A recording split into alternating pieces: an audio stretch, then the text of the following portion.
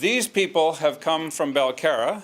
These are seniors who have cabins that cannot be rented out, and the NDP have classified them as speculators. They're being hit with the NDP's phony speculation tax.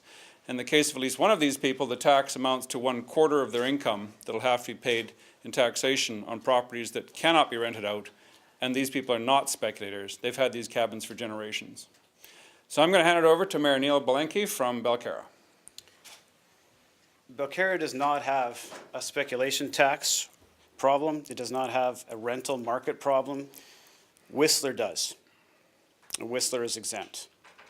Our problem is that not enough of the NDP, in fact, none of the NDP own their second homes or investment properties in Belcarra. I consider us the canary in the coal mine, whereas the NDP try to balance their budget, they're going to have to go after anybody they perceive has an unequal amount of wealth, which is the opposite of what you're seeing today. These people are fortunate for having acquired their properties, in some cases 60 plus years ago, the opposite of speculation. Built their cabins by hand, parents floated logs up the arm to be able to construct the cottages, and they are, sure, land beautiful, but unfortunately income poor. We're asking that the NDP consider what they have never declined to endorse. These are not the target of the speculation tax. These cottages, none of them are. In fact, they've been referred to me by the NDP team as collateral damage. And I understand that in some of those conversations where I was accused of misrepresenting the veiled threats by Rick Glumac, I'd like to offer to take a polygraph, side by side, or write it, separate rooms from Rick Glumac, and let the public decide. Thank you. So happy to take questions. The owners will be available right afterwards for more personal contact and interviews, but happy to take questions now. What's the spec tax on that property you're featuring? Just step over here, Neil. Can you tell us about this one? Come on over here. Oh, actually, if you could put it in front of the microphone, Andrew. Yeah, we'll take this over. We can move the picture, yeah. There we go. Come on over here, Okay, Ms. Robson. stand in front of the microphone there. Yeah, you got to turn around to get in front of the microphone. There you go. Sorry, okay. There we go. You want the speculation? I think it's about between $5,000 and $6,000. And then there's a lot beside it, empty lot. So tell us about this property. Well, this was passed on to me by my auntie about 3 years ago. She bought it in the early 50s and worked very hard, school teacher, to even buy it. And during the last couple of years of her life said to me, I'm not sure I can hold on to it. I really don't have the money with her pension and whatnot. And she managed to pass it on to us. And I have children, grandchild, and we use it for summer holidays. We can't afford to go away. And now I'm going to have to pay $12,000, $10,000 to $12,000 for those two properties, on top of the property tax, which is worth about the same. How do you get to the property? Can you reach it from the road? No, you have to walk. And what do you hope the province does when they hear your story? I hope they'll just drop that tax and just let us go on with using it as a family. And have you checked in to see if you're eligible for any of the exemptions? I have, but I don't think we are. And why not? The value's too high? Which ones? Yes, the value is too high. I think it's what she was talking about, $400,000 exemption. That's on the property. That's not on the cabin. So Because the land itself is worth what, do you have any? 1.3, something like How that. much is the cabin worth? 15,000. Can you tell us about the cabin? Like, how large is it? How many rooms are there? This is the kitchen, and that's the living room. Does it have any potable water? No, and no septic, No potable water. or no septic. sewer, no sewer. And I guess the other option is you sell the home? Is that? We'd have to, yeah. So we have 20 people that don't have a summer place to go to, no place to go. What was your reaction when you first found out what your potential? Oh, I was frightened to death. I still am. I was almost in tears up in the gallery. It's awful, really awful. What would it mean to you to be forced, or to your family to be forced to sell this home? It would be devastating. It really would be devastating. Yeah. Nancy and I, her cabin is 2 lots away, and she has a lot of family there, same as I, and so. What ridiculous. Absolutely, yeah. Have you Did- tried calling the phone line? What was the Yes, and no real response. Just confusing, really, to get any answers at all. You said no septic, no sewer, but you're paying property tax of $10,000 to $12,000 before even speculators? Yes, yeah. There's septic, but no sewer. There's no sewers in Belcarra, anyway. When Yeah. you did talk, did you manage to get somebody on the helpline from the ministry? What, did they offer you any suggestions? No, I didn't get any. It was too long to wait, so I didn't bother. Because I was wondering, had they suggested you try to rent it? How difficult? Oh, you can't rent that. You can't rent it. Well, I'll tell you that in the scrum we just had with Mr. Glumac, he said there are people that do rent in Belcarra Park, and they rent cabins. So he's saying that people can rent these places. Can't rent this. You have to walk through private property to get there. There's no parking, and there's no proper water, and certainly not any sewers.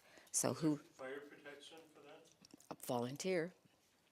Volunteer fire department. The cabins Rick Glumac is referring to are owned by Metro Vancouver and controlled by Why don't Parks. you move over to the mic, please? Come back here. The cabins that Rick Glumac is referring to that are rented are owned by Metro Vancouver and funded by the Parks for maintenance. And those inhabitants are also tasked as part of the rental agreement for the upkeep of the cabins. They're not seniors. They are willing and able to be able to manage the upkeep of the cabins and care of the land in return for the rental opportunity for those Metro Vancouver-owned cottages.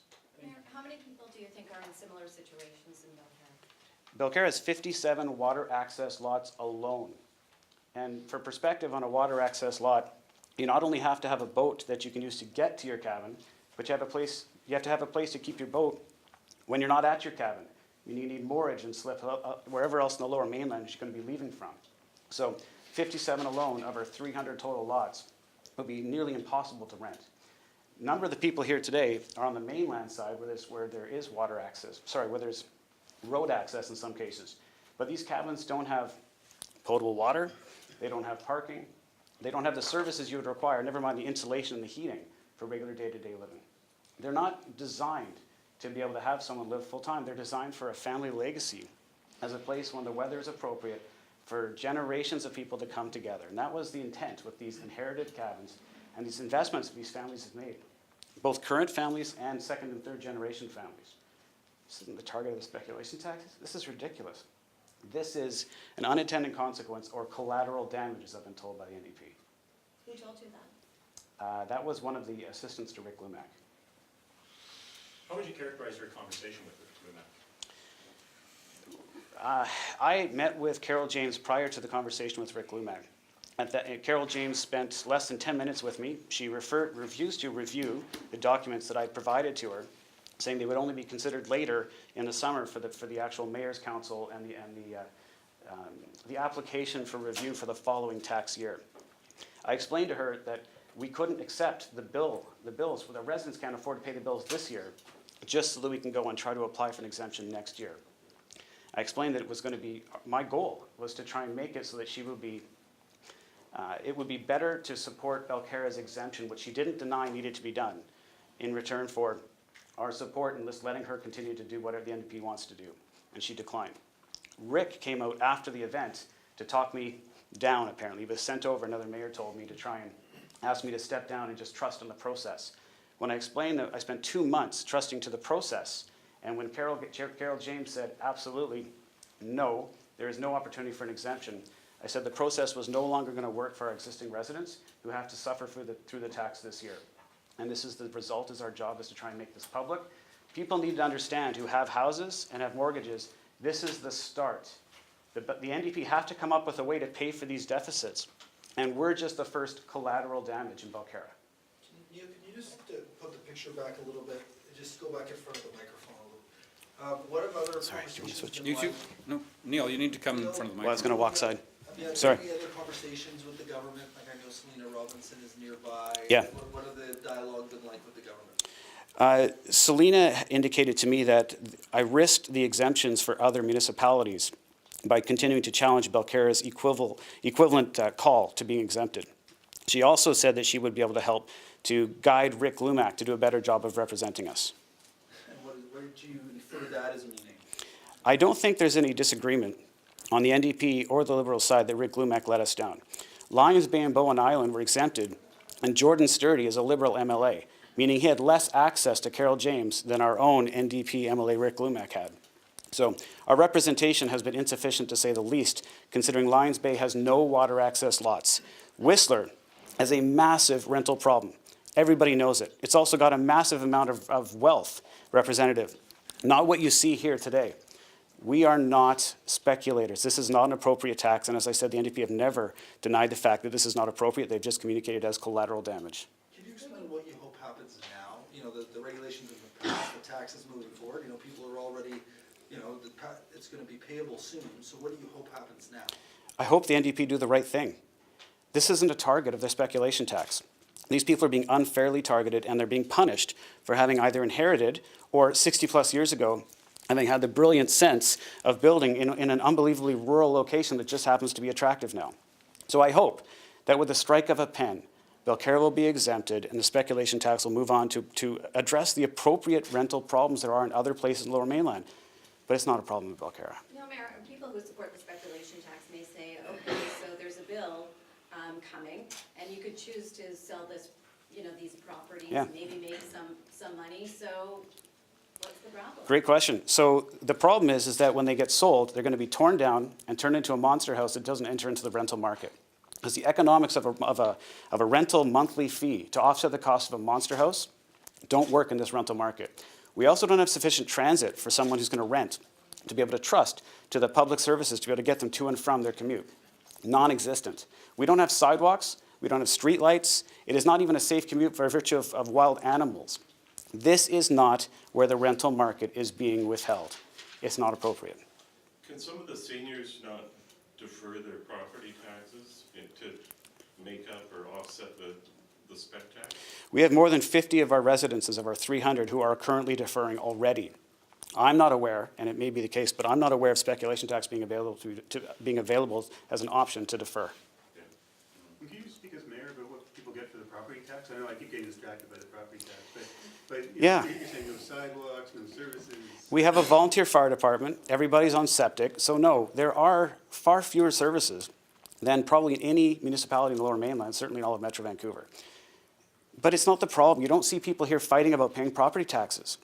We're all part of this, and everybody pays their property taxes that they owe. This is not the issue about trying to hang out and be on our own and not support the rest of the Lower Mainland. This is just about being punished and being lumped in unfairly in a speculation tax that does not apply. But no, there's almost no services whatsoever in return for that. My salary is $20,000 a year, so I can guarantee you the money that they're all paying is not going to supporting council. But it sounds like it's part of Metro Vancouver. It goes to policing downtown, that sort of thing. We have RCMP. We have RCMP. And so it really, there's almost nothing in return for the services. There's almost no services given. It's truly a rural, it's a cabin land. There are a small number of replaced houses, as I described the monster house concern. There are a small number of cabins that have been torn down, where large houses have been built, and people are retiring there. More power to them. But we don't have this rental problem. We do not have an issue of speculation and flipping. This is completely an unintended consequence of this punishing tax.